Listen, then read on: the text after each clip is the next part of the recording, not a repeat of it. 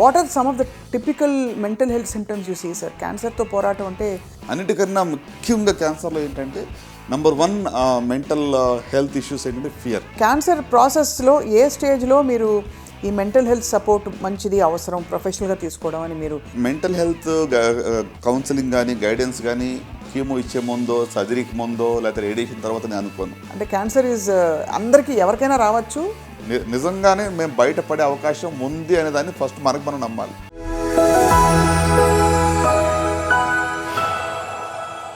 ఇది కేవలం సమాచారంగా మాత్రమే భావించండి. వైద్య నిపుణులను సంప్రదించండి.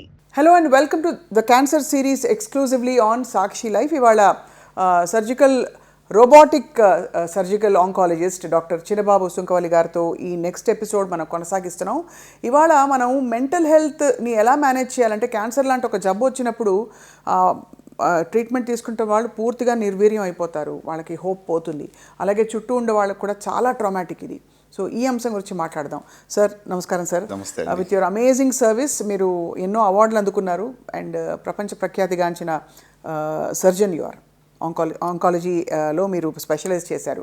So what are some of the typical mental health symptoms you see sir? క్యాన్సర్తో పోరాటం అంటే ఇంకా అయిపోయింది అనుకుంటారు చాలామంది. ఐ థింక్ మీరు చాలా ఇంపార్టెంట్ టాపిక్ రైజ్ చేస్తారండి. మెంటల్ హెల్త్ అనేది not just for the patient, it's for family also. Care givers, support groups, family అందరికి కూడా ఇట్స్ ఎ షాక్. చాలాసార్లు నా దగ్గర పేషెంట్ లోపలికి వచ్చినప్పుడు పేషెంట్ అటెండర్స్ ఏమంటారంటే, ఆయన జబ్బు ఏంటో తెలియదు, చెప్పొద్దు అని చెప్పి వెనకాల గొసగొసలాడి చెప్తూ ఉంటారు. డోంట్ డిస్క్లోజ్ అంటే వాళ్ళు ఏమనుకుంటారంటే as if we're giving them a death sentence. ఆ ఫియర్తో వస్తారు, భయం. అన్నిటికన్నా ముఖ్యంగా క్యాన్సర్లో ఏంటంటే నంబర్ 1 మెంటల్ హెల్త్ ఇష్యూస్ ఏంటంటే ఫియర్. ఎంత భయం అంటే ఇంకా నా లైఫ్ అయిపోయింది, ఐఎమ్ రిటర్న్ ఆఫ్, ఇంకా ఇదంతా వీళ్ళేదో చేయాలి కాబట్టి చేస్తున్నాం కానీ నాకు ఇంకా హోప్ లేదు అనేటువంటి పరిస్థితులు వస్తారు. సో ఫియర్ అనేది చాలా ఎక్కువగా చూస్తుంటాం. సాడ్నెస్, డిప్రెషను, యాంగ్జైటీ, ఎలా ఉండిపోతుంది ట్రీట్మెంటు, నా జుట్టు ఊడిపోతుందా, లేకపోతే నాకు భవిష్యత్తులో అసలు జబ్బు నిజంగా నయం అవుతుందా లేదా, నా పిల్లల పరిస్థితి ఏంటి, ఫ్యామిలీ పరిస్థితి ఏంటి అని చెప్పి చాలా యాంగ్జైటీతో వాళ్ళు మా దగ్గరికి వస్తూ ఉంటారు. సో అంత మాత్రం కాదు, సాడ్నెస్ ఉంటుంది. చాలామంది షాక్కి వెళ్తారు సడన్గా, అసలు అంటే డినయల్కి వెళ్ళే వాళ్ళు కూడా చాలామంది నేను చూస్తాను. ఇది డయాగ్నోసిస్ కరెక్ట్ కాదు, రిపీట్ చేయండి, మళ్ళీ బయాప్సీ చేయండి అని చెప్పి చాలామంది అడుగుతూ ఉంటారు. సో ఇట్లా వేరీడ్ ఫార్మ్స్ ఆఫ్ ప్రజెంటేషన్, భయంతో మొదలయ్యి యాంగ్జైటీతో ఉంటూ, లేక ఎంతో డిప్రెషన్ కానీ, లేకుంటే డినయల్ కానీ, లేకుంటే సమ్ కైండ్ ఆఫ్, అంటే వాళ్ళకి ఎట్లా అంటే sometimes it's mixed emotions వాళ్ళకి. అవును, అంటే కొంతమంది ధైర్యంగా ఉన్నట్టు ఉంటారు కానీ పైన outwardly they are acting as if they are very strong, but deep within they are very much scared. So అంటే ఒక అన్నోన్ ఫ్యూచర్, మనకు తెలియనటువంటి భవిష్యత్తు గురించి వాళ్ళు చాలా స్ట్రెస్కి లోనవుతూ ఉంటారు.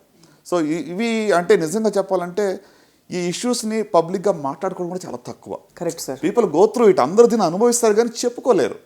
దీన్ని ఎవరి దగ్గరికి వెళ్ళి హెల్ప్ తీసుకోవాలి, ఎలా చెప్పాలని కూడా తెలియదు. అట్లా చాలాసార్లు ఏమవుతుందంటే ఈవెన్ డాక్టర్స్ దగ్గర కూడా అంత ఎక్కువగా వాళ్ళతో టైం స్పెండ్ చేయడానికి వాళ్ళకి టైం ఉండదు. అవును. సో వచ్చి వాళ్ళని పంపించేస్తారు, వాళ్ళకి ఉన్న ఆ యొక్క నీడ్ని ఎవరు కూడా అడ్రస్ చేయటం. So I think the biggest gap నేను అనుకున్నది ఏంటంటే మెంటల్ హెల్త్కి సపోర్ట్ చాలా తక్కువగా ఉంది. అంటే ఇప్పుడు కేర్ గివర్స్ కానివ్వండి, లేక డాక్టర్స్ కానివ్వండి, వాళ్ళు what they are going through అర్థం చేసుకుని కొంచెం వాళ్ళకి ధైర్యం చెప్పగలిగితే చాలా వరకు వాళ్ళకి తగ్గుతుందని అనుకుంటాను. మనకి ఏమన్నా ఫౌండేషన్ నెట్వర్క్స్ ఉంటాయా సార్ ఇలాగంటే సపోర్ట్ గ్రూప్స్ లాంటివి? అయ్యో డెఫినెట్లీ అండి. అంటే ఒకటండి, ఇప్పుడు ఈ స్ట్రెస్లో రావడము లేక యాంగ్జైటీ, ఫియర్ రావడం అనేది సర్వసాధారణం. ఇదేదో వింతైన ప్రాబ్లం కాదు. మెంటల్ హెల్త్ డిస్టర్బెన్స్ అనేది మరి క్యాన్సర్ డయాగ్నోస్ వచ్చినప్పుడు ఖచ్చితంగా వస్తాయి. సో దీన్ని ఎలాగ మనం అధిగమించాలని చూస్తే నంబర్ 1 నేనేమనుకుంటానంటే ప్రొఫెషనల్ హెల్ప్ తీసుకోవాలి.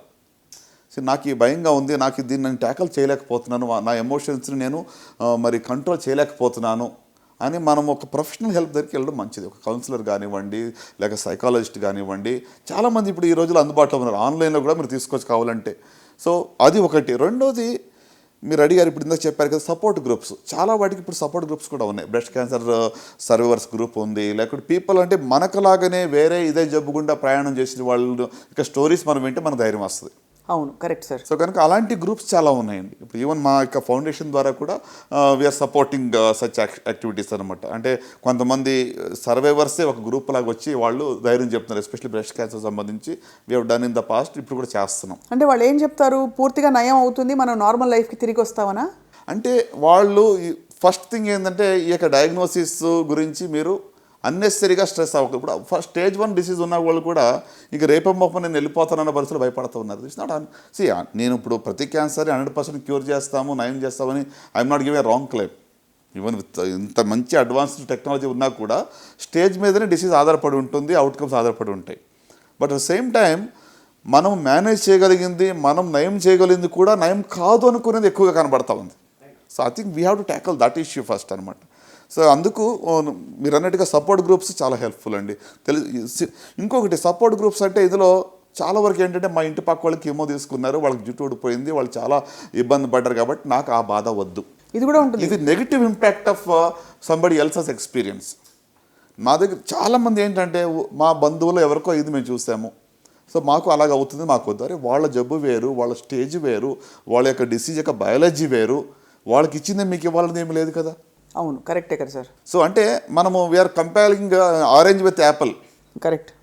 సో అంత డిఫరెన్స్ ఉంటుంది. అందుకోసము అనెక్డోటల్ ఎగ్జాంపుల్స్ ఎవరికో జరిగిందని తీసుకుని కంపేర్ చేయడం కరెక్ట్ కాదు. సో ప్రొఫెషనల్ సపోర్ట్ గ్రూప్స్ ఉన్నాయి, ప్రొఫెషనల్ కేర్ గివర్స్ ఉన్నారు, కౌన్సిలర్స్ ఉంటారు, వాళ్ళ దగ్గరికి వెళ్ళొచ్చు. అన్నిటికన్నా ముఖ్యంగా నేనేమంటానంటే develop a rapport with your doctor. మీ డాక్టర్ దగ్గర మీరు ర్యాపో డెవలప్ చేసుకుని మీకు ఏమున్నాయని క్లియర్గా అడగండి. So it's okay to break down. మీరు బాధ ఇప్పుడు డయాగ్నోస్ విన్నప్పుడు స్ట్రెస్ వచ్చినప్పుడు లోపల దాచిపెట్టుకోండి, ఎక్స్ప్రెస్ చేయకండి అని చెప్పట్లేదు. It's okay to cry, it's okay to express, చెప్పొచ్చు, బాధపడవచ్చు. అంటే అలా చేయడం వల్ల కూడా మీరు కొంచెం ఫ్రీ అవుతారు. అంటే మిగతా డిసీజెస్కి సార్ దీనికి ఒక ప్రధాన తేడా అనిపిస్తుంది. మిగతా డిసీజెస్కి మూల కారణం ఎక్కడో కనిపెడతాం. కరెక్ట్. ఇది సడన్గా ఒక పెద్ద రాయి వచ్చి తన నెత్తి మీద పడ్డట్టు క్యాన్సర్ని నేనేం చేశానని నాకే ఎందుకు అని ఒక బిట్రేయల్ ఫీల్, జీవితం నన్ను వెన్నుపోటు పొడిచిందనే ఫీలింగ్ వస్తుంది కదా సార్. కరెక్ట్. అక్కడి నుంచి ఇంకా ట్రీట్మెంట్కి రిసెప్టివ్ అవ్వడం, ట్రీట్మెంట్ ప్రాసెస్లో అయ్యే ఇబ్బందులు తట్టుకోవడం, కరెక్ట్. అది ప్రాసెస్ కదా సార్. సో మీరు అన్నట్టుగా మోస్ట్ ఇంపార్టెంట్ క్వశ్చన్ ఏంటంటే వై మీ, నాకే ఎందుకు, నేనేం చేశాను, ఏం తప్పు చేశాను, నాకు ఎలాంటి అలవాట్లు లేవు కదా, ఎగ్జాక్ట్లీ సార్, మాకు కూడా నాకే ఎందుకు రావాలి ఇది అనేటువంటిది చాలా ఇబ్బంది పెడుతూ ఉంటుంది. సో అందుకే కేర్ గివర్స్ మీ యొక్క డాక్టర్తో చెప్పుకోవడము, సపోర్ట్ గ్రూప్స్ హెల్ప్ తీసుకోవడం అనేది ఐ థింక్ చాలా ఎక్స్ప్రెస్ చేయడం చాలా ఇంపార్టెంట్. ఈ రోజుల్లో ఐ థింక్ మీ అందరికీ తెలిసినట్టుగానే కోవిడ్ వచ్చిన తర్వాత mental health has become significant issue. అవును. అంటే ఇదివరకు దీని గురించి మాట్లాడేవాళ్ళు కాదు, ఇప్పుడు అట్లీస్ట్ మాట్లాడి సపోర్ట్ తీసుకోవడానికి కూడా ఇట్స్ ఓకే నౌ. అవును. People are also accepting it. అవసరం ఉంది అని వాళ్ళు ఒప్పుకుంటున్నారు. క్యాన్సర్ ప్రాసెస్లో ఏ స్టేజ్లో మీరు ఈ మెంటల్ హెల్త్ సపోర్ట్ మంచిది, అవసరం, ప్రొఫెషనల్గా తీసుకోవడం అని మీరు సలహా ఇస్తారు? ఉదాహరణకి somebody has come to you diagnosed with cancer, you are starting the treatment sir, అప్పుడు ఏం చెప్తారు సార్ మీరు? అంటే ఇక మెంటల్ హెల్త్ కౌన్సిలింగ్ కానీ గైడెన్స్ కానీ కీమో ఇచ్చే ముందో, సర్జరీకి ముందో, లేకపోతే రేడియేషన్ తర్వాత నేను అనుకోను. డయాగ్నోసిస్ అయినప్పటి నుంచి ఎంటైర్ ప్రాసెస్లో వాళ్ళకి అవసరం పడుతుంది. అంటే ఇప్పుడు ఇది అందరికీ అవసరం పడదు. చాలామంది కొంతమంది దాన్ని పాజిటివ్ ఫీలింగ్స్తో ఉండి వాళ్ళు అవుట్లుక్ కూడా లేదు, ఐ విల్ బీట్ ఇట్, నేను దీన్ని జయించగలను అనే నమ్మకంతో చాలామంది ఫైట్ చేసే వాళ్ళు ఉన్నారు. వాళ్ళకి కంటిన్యూడ్ సపోర్ట్ అవసరం లేదు. కానీ what I say is right from breaking the news, జబ్బు ఉందని డయాగ్నోస్ అయినప్పటి నుంచి during the entire process once in a while at least, అంటే ఆ ఇంటర్వల్ ఎంత అని మనం డిఫైన్ చేయలేము, ఇట్స్ వెరీ సబ్జెక్టివ్, ఖచ్చితంగా అవసరం పడుతుంది. అంటే అవుట్లెట్ ఉండాలి, టు వెంట్ అవుట్ కదా సార్. ఎవరి దగ్గర చెప్పుకోవడానికి ఒక అవుట్లెట్ ఉండాలి. అన్నిటికన్నా ముఖ్యంగా నేనేమనుకుంటున్నాను దీంట్లో family and friends play significant role. మీ యొక్క కుటుంబ సభ్యులు లేదా దగ్గర ఫ్రెండ్స్ ఖచ్చితంగా వాళ్ళతో మీరు చెప్పుకునేటువంటి యొక్క రిలేషన్ ఉన్న వాళ్ళైతే చాలా మంచిది. సో దట్ మీకు ఒక అవుట్లెట్ ఉంటుంది, దానివల్ల కూడా మీరు చెప్పుకున్న తర్వాత మీరు లైట్ ఫీల్ అవుతారు. ఉదాహరణకి బ్రెస్ట్ క్యాన్సర్తో లేకపోతే కొన్ని క్యాన్సర్స్తో బాధపడుతున్న వాళ్ళు డయాగ్నోసిస్ అయ్యాక వాళ్ళు ట్రీట్మెంట్ తీసుకున్న క్రమంలో do they have normal activity like normal sexual activity కావచ్చు, భర్తతో టైం స్పెండ్ చేయడం, ఫ్యామిలీతో టైం స్పెండ్ చేయడం, ఇవన్నీ జరుగుతుందా? బికాజ్ నేనేదో హట్కే, నేను అబ్నార్మల్ అనే ఫీలింగ్లోకి వచ్చేస్తారు. So what do you typically advise, how to be sensitive అని భర్తలకి ఏం చెప్తారు? అంటే ఒకటండి, ఎమోషనల్ సపోర్ట్ మరి భార్యలకి భర్త ఇవ్వాలి ఈ టైంలో. అంటే ఇదివరకు ఉన్నంత యాక్టివ్ లైఫ్ స్టైల్ ఉండకపోవచ్చు. ఫర్ ఎగ్జాంపుల్ ఇప్పుడు వాళ్ళ యొక్క సెక్షువల్ లైఫ్ కానివ్వండి, లేకుంటే వాళ్ళ యొక్క సోషలైజింగ్ కానివ్వండి, ఇదివరకు ఉన్నంత ఉండకపోవచ్చు. కొంచెం డిస్టెన్సింగ్ అవుతుంది, కొంచెం వాళ్ళు మూడు లోగా ఉంటుంది. ఎస్పెషలీ కీమోథెరపీలో ఉన్నప్పుడు హార్మోనల్ ఇంబ్యాలెన్స్ జరుగుతూ ఉంటుంది. ఇప్పుడు బ్రెస్ట్ క్యాన్సర్ కీమో ఇస్తున్నప్పుడు చాలా వరకు ఓవరియన్ సప్రెషన్ జరుగుతుంది. సో కాబట్టి ఈస్ట్రోజన్ పొజిషన్ యొక్క లెవెల్స్ తక్కువ ఉంటాయి. సో అలాంటి అప్పుడు మరి స్పౌస్ అర్థం చేసుకోవాలి. సో వాళ్ళకి సపోర్ట్ చేస్తూ, వాళ్ళని ఎంకరేజ్ చేస్తూ, అంటే ఒకటండి, ఇందులో బయటపడాలంటే వన్ వే ఈజ్ స్పౌస్ కానీ ఫ్యామిలీ ఫ్రెండ్స్, అంత మాత్రం కాదు, సోషలైజింగ్ కూడా ఇంపార్టెంట్. మనం ఐసోలేట్ చేసుకుని లోపలని ఎవరికి కనబడకుండా మనం ఐసోలేట్గా ఉండాలంటే యూ కెనాట్ బీట్ ఇట్. ఏదో ఒక రకంగా సమ్ యాక్టివిటీస్లో బయటకు రావడం అనేది చాలా ఇంపార్టెంట్. ఇక్కడ సార్ ఈ కాంటెక్స్లో again extension of this very sensitive question, చాలామంది బ్రెస్ట్ క్యాన్సర్తో బాధపడి బ్రెస్ట్ రిమూవల్ తప్పనిసరి పరిస్థితుల్లో మీరు సర్జరీ చేసేయాల్సి వస్తుంది sir. How do people deal with that? విమెన్కి అది ఒక చాలా పెద్ద ఒక స్టిగ్మా లాగా ఉండిపోతుంది. నేను 100% చాలా, అంటే దిస్ ఈజ్ వెరీ రెలవెంట్ అండి. మీరు ఈ ప్రశ్న ఎంత ప్రాముఖ్యం అంటే, ఒక ఆడవాళ్ళకి మరి బ్రెస్ట్ అనేటువంటిది it's a symbol of their womanhood. ఒక రకంగా చెప్పాలంటే ఒక ఆర్గన్ మనం తీసేస్తున్నామంటే మరి ఒక సైకలాజికల్గా చాలా ఇంపాక్ట్ ఉంటుంది. అంటే అందుకే నేను చెప్తున్నాను కదా, ఈ ఇటీవల ట్రీట్మెంట్స్లో ఎట్లా ఉందంటే టోటల్ ఆర్గన్ రిమూవల్ లేదు ఇప్పుడు. అర్లీ డయాగ్నోసిస్ అయితే ఓన్లీ బ్రెస్ట్ కన్జర్వింగ్ సర్జరీ చేస్తున్నాం. రైట్. సో ఇదివరకు రాడికల్ మాస్టెక్టమీస్ అని చేసేవాళ్ళం, తర్వాత మోడిఫైడ్ రాడికల్ మాస్టెక్టమీస్, ఇప్పుడు బ్రెస్ట్ కన్జర్వింగ్ సర్జరీస్ అని చేస్తున్నాం. ఈక్వల్ అవుట్కమ్స్తో, అంటే ఏంటి, అర్లీ స్టేజ్లో డయాగ్నోజ్ అయితేనే బ్రెస్ట్ కన్జర్వింగ్ సర్జరీ పాసిబుల్ ఉంటుంది. పెద్ద గడ్డ వచ్చినప్పుడు చేయలేకపోవచ్చు, రొమ్ము పూర్తిగా తీసే అవకాశం ఎక్కువగా ఉంటుంది. సో కనుక ఒకవేళ రొమ్ము పూర్తిగా తీయవలసి వచ్చినా కూడా ప్యానిక్ అవ్వాల్సిన అవసరం లేదు. ఎందుకంటే there are lot of reconstruction options today.